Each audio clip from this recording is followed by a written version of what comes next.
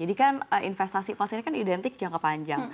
Artinya bisa nggak sih emas ini untuk dipakai jadi dana darurat begitu? Oke, jadi kalau untuk dana darurat, yang paling penting sebenarnya bisa-bisa aja, tapi yang paling penting Sobat Cuan harus pahami ada spread harga jual harga beli. Jadi dalam jangka pendek itu bisa aja setelah Sobat Cuan beli, ketika langsung dijual lagi, harganya itu langsung turun. Maka saran dari saya sebaiknya didiversifikasi. Dalam artian misalnya Sobat Cuan itu punya dana darurat 6 kali pengeluaran bulanan. Kalau pendapatannya 10 juta misalnya punya dana daruratnya 60 juta gitu ya. Taruh di rekening yang bisa dipakai ya kalau misalnya ada keadaan darurat tiba-tiba, katakanlah misalnya 40 juta, 20 juta sisanya baru didiversifikasi ke dalam bentuk emas. Dalam bentuk emas. Artinya untuk penyimpanan emasnya sendiri dalam jangka waktu berapa nih? Kalau misalkan emang benar-benar akan digunakan untuk dana darurat. Oke, kalau untuk dana darurat memang bila terjadi keadaan darurat harus langsung dipakai. Tapi minimal kalau ada emasnya setidaknya meskipun harga jualnya ada turun lah 5%, setidaknya tuh masih bisa dijadiin dana darurat dibanding Sobat Cuan tidak punya dana darurat sama sekali dalam bentuk emas. Oke, baik, ini kalau kita misalkan ngelihat ke Touch begitu ya, ini ada bahan-bahannya Ciolif nih. Jadi kalau kita lihat memang ada 4 jenis investasi emas. Jadi ternyata ada banyak ya, ada turun-turunannya lagi. Ini seperti apa? Bisa dijelaskan? Jadi mungkin kalau Sobat Cuan di rumah atau Bapak Ibu juga taunya kalau emas tuh dalam bentuknya logam mulia aja atau perhiasan. Padahal ada beberapa yang lain gitu ya. Yang pasti pertama udah pasti emas dalam bentuk fisik ya, yang dalam bentuknya itu lempengan gitu ya. Nah ini sebenarnya cocok untuk investasi jangka panjang. Biasanya kalau dalam bentuk fisik itu bisa dibeli mulai dari 0,5 gram gitu ya. Desainnya biasanya menarik dan suka ada special edition nih. Misalnya kayak di Antam gitu suka ngeluarin yang khusus untuk hadiah lahiran atau spesial ulang tahun. Jadi biasanya kalau perempuan suka banget kan ngoleksi-ngoleksi yang special edition gitu. Walaupun nggak bisa dipakai tapi tetap ada ini ya, kenang-kenangan lucu ya. Terus yang tapi kekurangannya adalah harus perlu datang ke toko gitu. Untuk harganya sendiri sama ya? Sama. Dan juga butuh tempat penyimpanan. Nah butuh tempat penyimpanan ini kalau yang koleksinya agak banyak tentunya butuh safety box kan, atau misalnya berangkas yang agak besar gitu. Tapi kalau zaman sekarang banyak banget tuh dompet Syafira yang udah bisa ya? Iya, jadi udah bisa ada kuncinya, ada code-nya. Iya betul. Nah selanjutnya, ini ada yang namanya emas online. Nah ini cukup digandrungi juga beberapa tahun kebelakangan atau disebutnya biasanya emas digital. Nah kelebihannya emas online ini dibanding dengan emas dalam bentuk fisik adalah modalnya tuh minim. Jadi kita bisa cicil. Safira, ada beberapa aplikasi yang sudah diawasi oleh regulasi ya, OJK dan juga Bapepti, itu yang bisa mulai start dari 10 ribuan aja. Jadi kita cicil gitu ya, misalnya setiap bulan 10 ribu, nanti kalau emasnya sudah 1 gram dari hasil mencicil tersebut bisa dicetak dalam bentuk fisik, baru kita ambil fisiknya gitu. Jadi kita kayak nabung gitu loh. Nabung nanti kalau udah di gram tertentu atau misalnya Sobat Cuan pengennya kalau udah di 5 gram deh saya baru cetak fisiknya gitu. Ya nggak apa-apa ya? gitu. Bisa. Harganya juga mengikuti harga yang ada di mengikuti. Cuma memang ada biaya-biaya tambahan seperti kayak ada biaya cetak. Jadi ini biaya cetaknya juga harus diketahui nih sama Sobat Cuan kira-kira berapa gitu ya. Terus juga tidak perlu memikirkan tempat penyimpanan karena sama si perusahaan yang menjual mereka udah taruh nih di safety box dari tiap perusahaan itu sendiri. Terus lebih praktis karena kita bisa beli kapanpun dari handphone gitu, dimanapun dan kapanpun gitu 24 jam. Terus kita juga biasanya bisa memantau pergerakan jual beli dengan mudah karena biasanya kalau kita beli emas online itu kan melalui aplikasi ya. Nah di aplikasi itu biasanya sudah ada fitur-fitur terkait pergerakan harga emas gitu. Berarti real time juga ya di aplikasi. Terus juga memang ada minimum gram untuk cetak emas seperti yang tadi aku sampaikan. Iya karena nggak bisa angka-angka sendiri begitu ya. Misalkan saya suka angka 7, saya nanti dia mau cetaknya di pas 7 gram gitu juga nggak bisa ya. Karena memang dia di 1, 5, itu digenapin 10, ya 10, iya, biasanya kayak gitu. Begitu ya 50. Jadi paling kalau 7, 5 gram terus plus 2. Plus 2 gitu, adanya ya. 2 gram langsung. Juga biasanya ada. Oke baik, ini kita akan mau baca polling dulu. Beralih ke polling sosial media Twitter CNBC Indonesia. Apa yang membuat emas masih menjadi pilihan aset maupun investasi? Yang pertama ada resiko rendah 53,1%, kebal dari pengaruh inflasi 46,9%. Lalu yang kedua ada lagi, ke depan berencana berinvestasi di emas. Beberapa polling menyatakan kayaknya sih iya 83,3%. Oh ini tinggi banget nih Ciolif.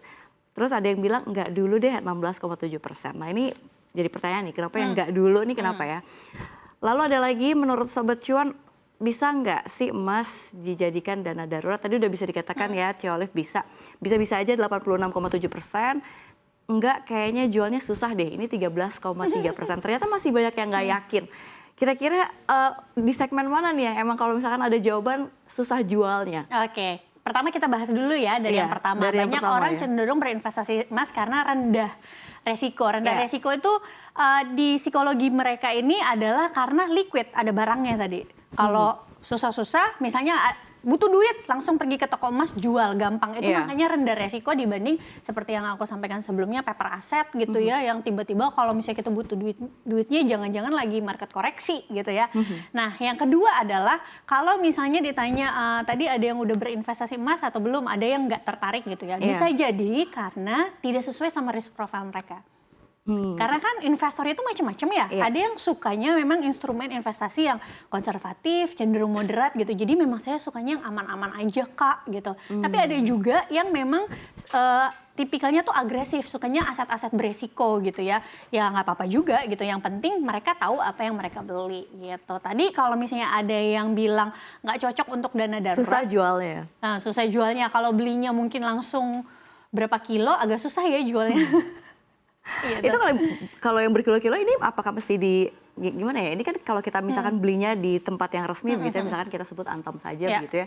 Untuk berkilo-kilo sendiri apakah kita memang harus menjualnya dalam satu barang yang sama atau memang misalkan saya butuhnya sebenarnya setengahnya aja, bisa nggak? Saya butuh uang setengahnya, sisanya saya masih ingin dalam bentuk investasi. Oke, sebenarnya gini, kalau perusahaannya udah besar banget ya, contoh kayak Antam, kita mau bawa berkilo-kilo juga pasti mereka bisa gitu ya, Iya. jadi standby bayar. Tapi apakah bisa setengahnya aja? Kayaknya nggak bisa, tapi mungkin bisa dengan mekanisme seperti ini. Kita jual, misalnya kita punya nih 1 kilo, kita jual si 1 kilonya, baru 1 kilo itu kan berarti sekitar 1 miliar ya. Iya. 500 jutanya kita simpan, 500 jutanya kita belanjain yang 500 gram gitu. Bisa ya. Bisa. Tapi kalau misalkan ngomongin emas nih ya, ini kan nggak soal melulu yang emas batangan. Apalagi tadi ada Syafrina yang ada emas-emas yang dipakai begitu ya, perhiasan-perhiasan. Sebenarnya ada nggak sih resiko emas yang berbentuk perhiasan? Oke. Atau bisa dimaksimalkan juga investasinya?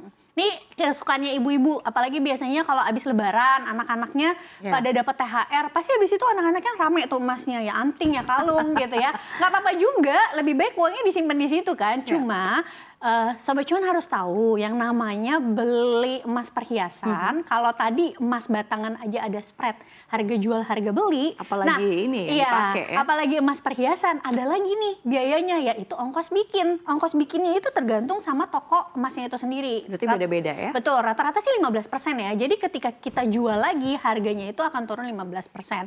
Kecuali mau pegangnya lebih jangka panjang lagi. Karena tadi juga saya ada sempat ngobrol sama salah satu timnya CNBC, ternyata dia cerita gitu, mamahnya dulu suka beli perhiasan, tapi after 20 tahun dijual, harganya bisa naik gitu, cuan 6 juta. Tapi kan dalam kurun waktu yang lebih Lama panjang banget banget gitu ya. untuk menutupi kerugian dari ongkos bikinnya tadi. Iya gitu. benar juga. Kalau Cia Olive bilang ada rekan kita begitu ya yang mamanya doyan banget investasi emas tapi baru sudah berapa lama Perhiasan ya? perhiasan udah 20 tahun.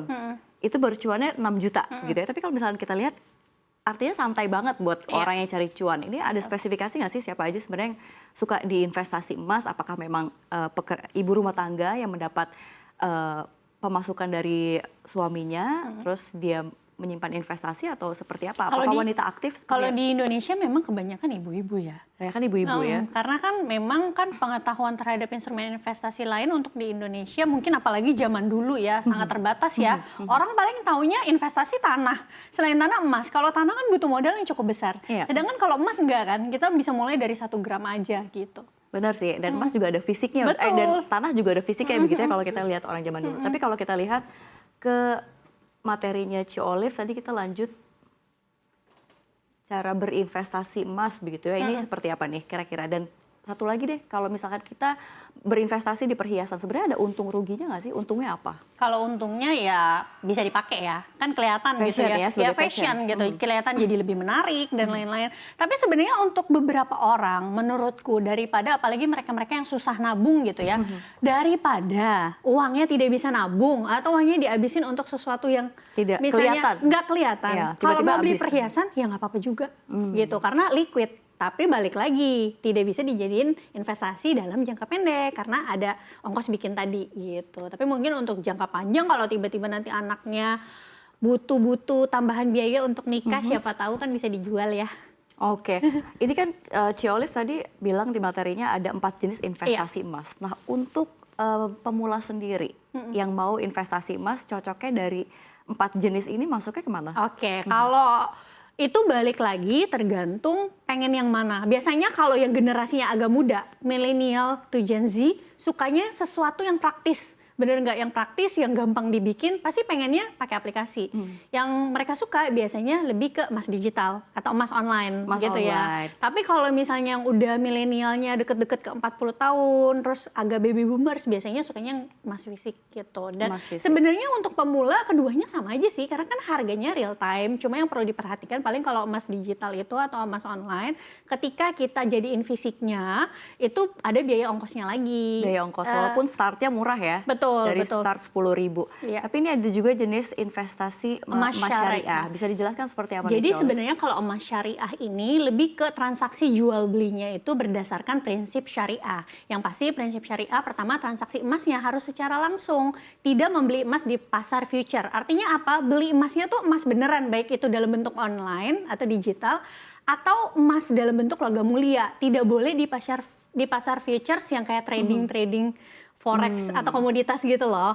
Selanjutnya adalah emas harus memenuhi standar kemurnian 99,99%. Dan syarat yang ketiga adalah pembelian emas tentu tidak boleh hasil dari pinjam uang. Oke, jadi ini cuma caranya Iya, aja ya?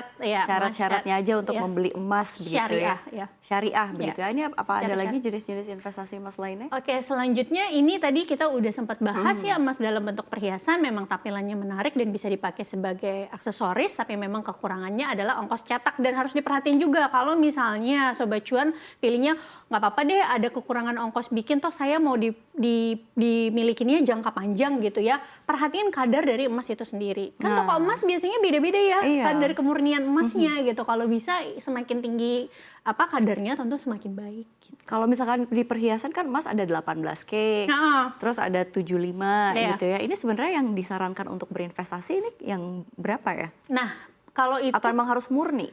kalau sampai murni banget biasanya kan hampir jarang ya. Iya. Tapi semakin tinggi kemurniannya lebih baik.